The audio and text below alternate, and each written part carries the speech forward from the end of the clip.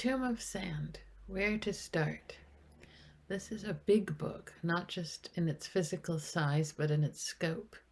The blurb suggests that we think of it as a work of partition literature, meaning a novel about the 1947 partition of India and Pakistan. In some ways, this is very true, but in other ways, it's not. For example, the partition aspect of the plot does not show up until two-thirds of the way into the text. So if it's not a partition novel, what is it? Is it a novel about life and hope after 80? An octogenarian heroine? Is it about joint families, Indian families, families in general, mothers and daughters, urban life?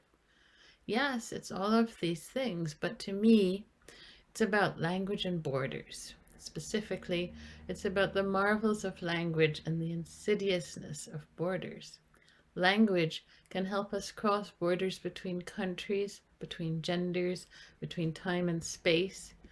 Geetanjali is an iconoclast, and she wields her pen as a weapon to destroy conventional modes of plotting, characterization, and narrative. Of course, she does not just dismantle conventions, she also builds anew.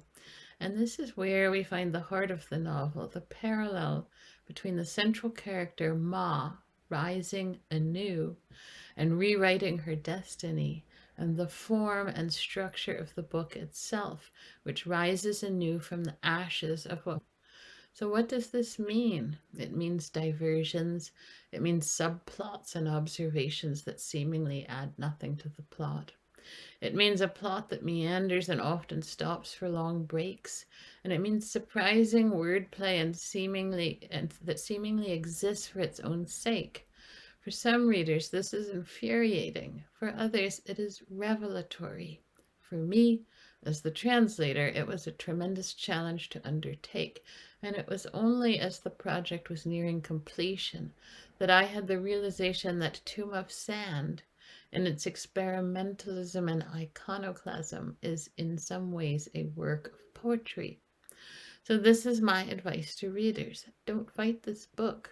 Don't try to make it fit into preconceived molds of what a book should be, because it will never be that. Flow and read it as poetry. Read it as a border-shattering epic poem that will take you places you never thought you could go. Love the language. Love the digressions. These are all the point of the book. And thank you for reading.